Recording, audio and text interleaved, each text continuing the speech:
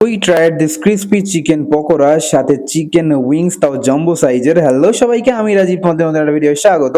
দোকানের লোকেশন হচ্ছে মনসাতলা, আমাদের যে রয়্যাল ব্যাংকুয়েট আছে তার একদম পাশেই। লোকেশন একটু পরে বলছি। তো এখানে গরম গরম তেলে ছাঁকা হচ্ছিল হচ্ছে আমাদের চিকেন পকোড়া।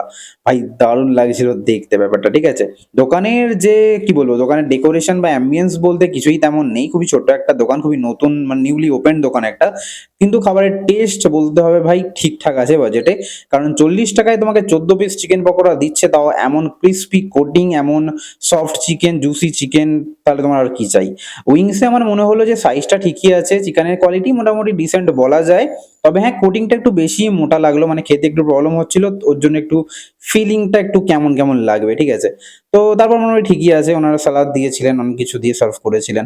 এই যে রয়্যাল ব্যাংকুয়েট তার একদম পাশেই রয়েছে এই দোকানটা। তোমরা কে কে দেখেছো এটা আমাকে জানিও। আর এই হচ্ছে মনসলা থেকে আসার রাস্তাটা।